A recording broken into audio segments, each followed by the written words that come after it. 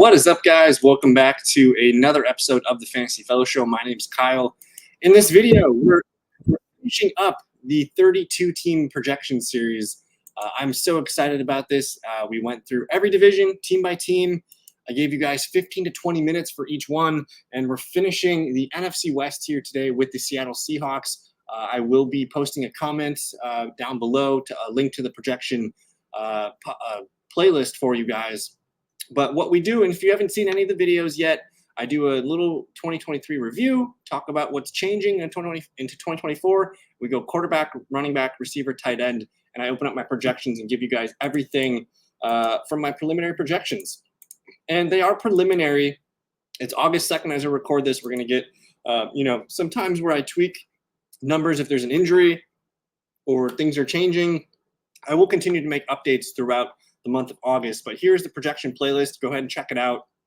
And if you guys are new to the channel, definitely subscribe, like the video, check out the fantasyfellowship.com. We're running a promo for the month of August that gets you access to all my projections, rankings, and all my bonus content for just $7. So check that out. Enough of the sales. Let's get into the video here. The 2023 Seattle Seahawks. Pete Carroll, man, like he's not a head coach anymore. They had Shane Waldron there for the last 3 years as the OC. It was an okay year for the offense. They went 9-8, back-to-back 9-8 seasons. They saw a little bit of a decline in the passing game and the running game, a pretty big decline in the running game. But last year, they ran just 957 plays. That's down from 998 in 2022.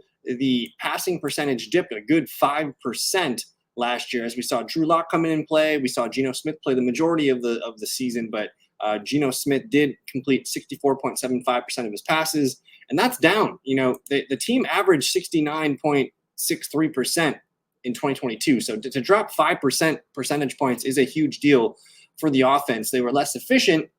Yardage-wise, it wasn't too different. They both, 4167 and 4,282 yards. The yards per attempt came down roughly 0.22 yards per attempt to 7.25. Touchdowns also dropped 30 to 23. Interceptions went up. So just a little bit of inefficiency throwing the ball. At least the passing yards were similar, and the yards per attempt wasn't that bad. But to see 7 touchdowns come off the board is a little disappointing. And then as a running team, man, they dropped a lot. 425 rushing attempts the year before, 382 in 2023. Massive decline in yards, 2,042 yards, 12 touchdowns in 2022, down to 1,580 and only 10 touchdowns in 2023. So a huge decline in efficiency. Yards per attempt plummeted. One of the worst yards per attempt rushing under the Pete Carroll era, only 4.14. The fewest rushing touchdowns going all the way back to 2017. The fewest rushing yards going back to 2017 as well. It was just a bad year to run the football for the Seahawks. And Geno Smith played fine. Just again, his completion percentage was just okay. Touchdown interception ratio was fine. It just wasn't as good as efficient as it was in 2022. But Geno Smith, he continues to be the starting quarterback. He's fine as a QB2 for Superflex leagues.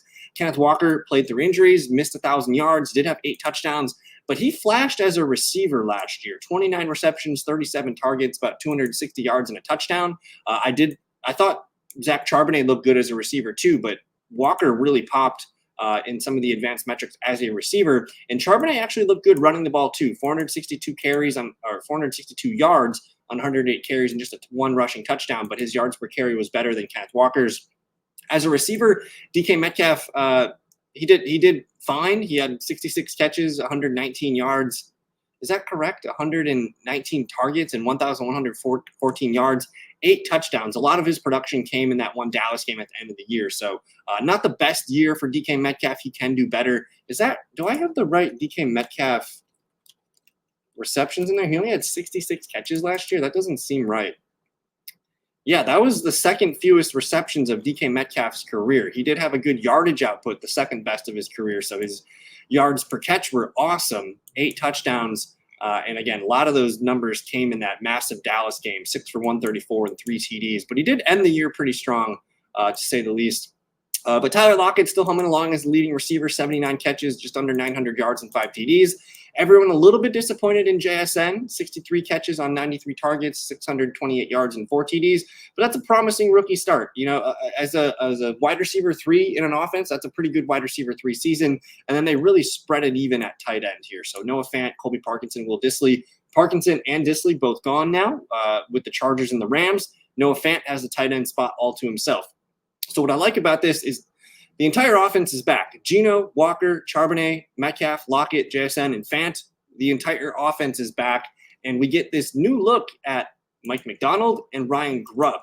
Now, Ryan Grubb has been calling the shots for the Washington Huskies offense the last handful of years, and he looked good doing so. Like Michael Penix in that offense was a heavy 3 wide receiver team. They also mixed in some tight ends. I think there could be an uptick in some passing stats this year, and I expect them to be one of the most pass-happy teams and a lot more 3 wide receiver sets than in 2023 and further back. So with that being said, 2023 review, the Seahawks kind of bottomed out last year. Geno Smith regressed a little bit in efficiency, couldn't get the run game going.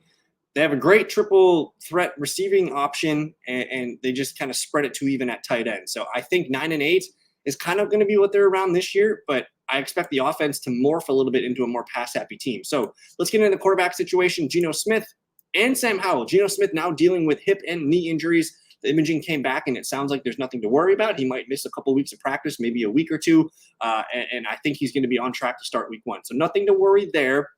I am giving Sam Howell about 2 starts, though, just as a precautionary backup thing. I always like to give 15 to 16 starts to the main QB in most situations, and Geno Smith will be the starting QB this year. I have him at 555 passing attempts. I have him increasing in his passing efficiency to 65.77%.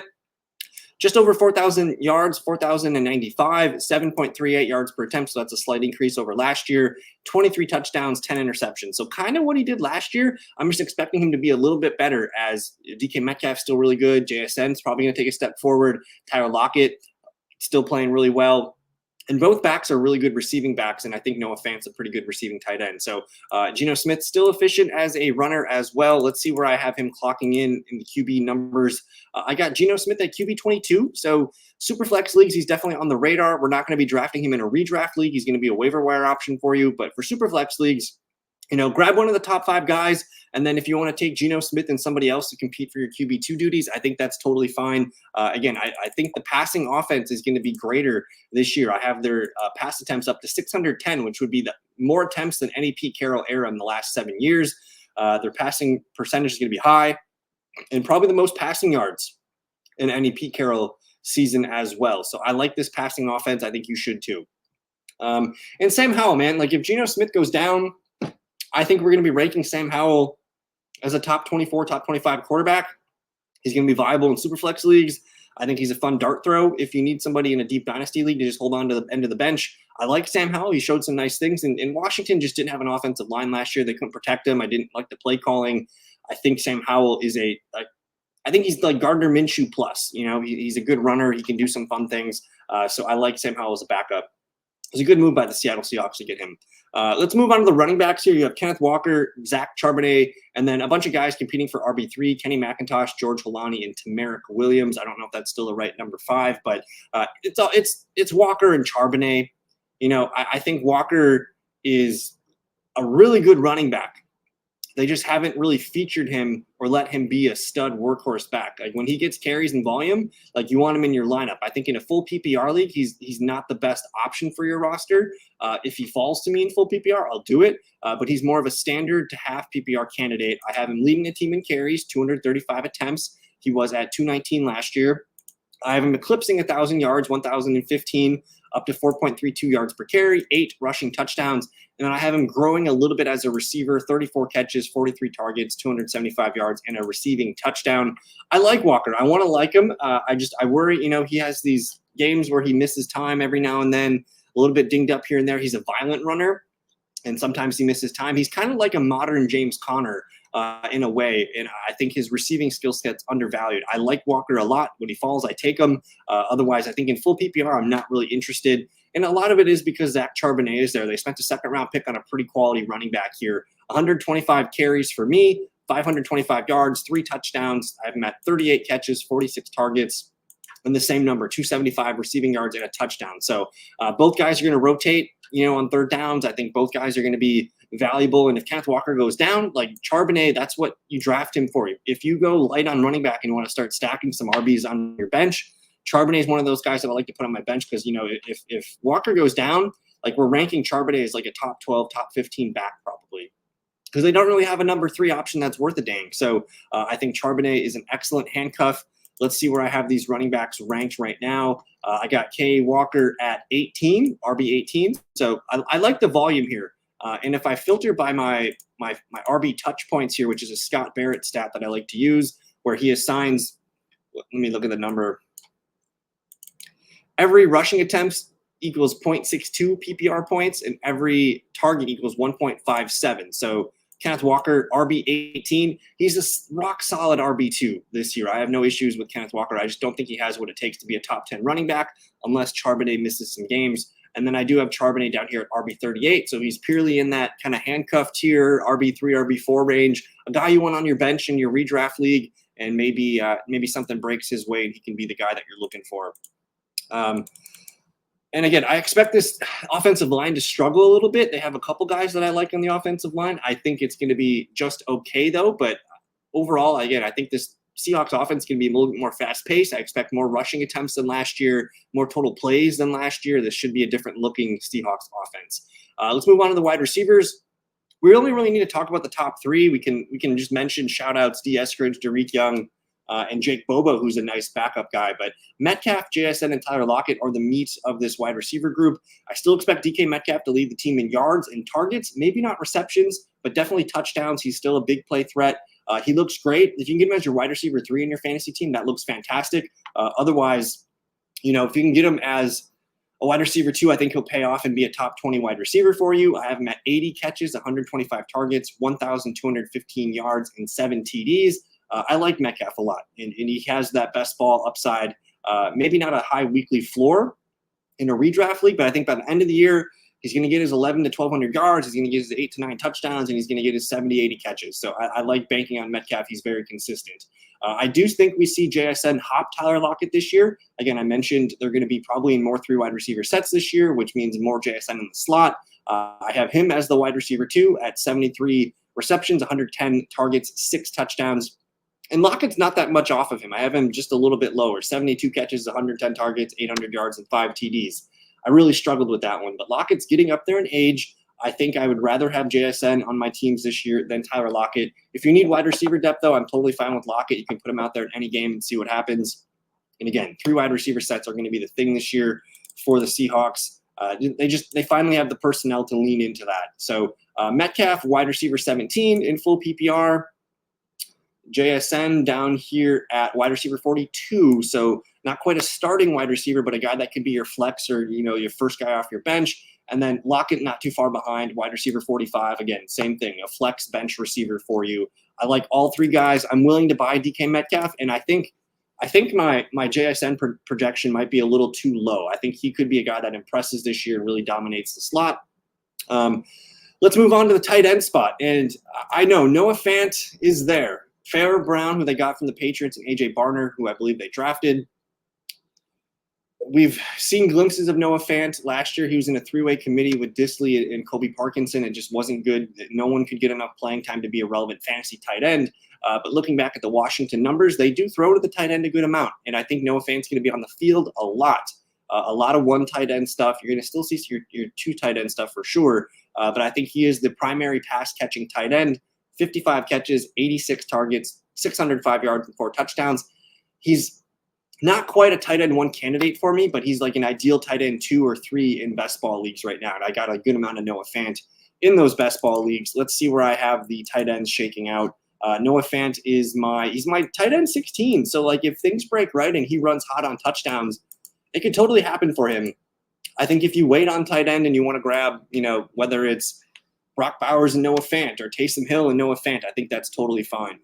So I'm very optimistic on the Seahawks. I still think they have a ways to go as far as being a playoff team. The Rams and the 49ers are really good in that division. Cardinals are going to be much chippier. The Seahawks are probably the favorite to be the number 3 team in the NFC West. And they have a tough schedule. When I was just looking through the wins, I think they're probably an 8 to 10 win team. If things break their way, I could totally see it. But you're working in with Geno Smith, a new offense. I really like the talent on offense. So I want to grab some Seahawks in my drafts this year. Hopefully you guys do too. And that's it, dude. We are done with the 32 team projection series. I've been doing this since the end of June. It's been a long haul, and it takes me a lot of time and energy to put these videos out. So if you're still watching with me, DM me. I want to give you a free subscription to the Fantasy Fellowship membership this year. I appreciate it. This has been a lot of fun for me, and it allows me to kind of just share my projections. And as I'm doing them, I'll notice like, okay, I'm too high or too low on some things, and I go back and tweak some numbers. So it's just a way for me to be transparent, reveal my projections, throw them out there, see what other people are driving with. And if you guys have any comments, concerns, or questions, please comment in the YouTube video. I always love some feedback on my things to make sure I'm checking things correctly. But either way, I want to thank you so much for your time. And hopefully you guys like this video. Subscribe if you are new. Check out thefantasyfellowship.com. And I don't know. We'll see you guys on the other side. Peace.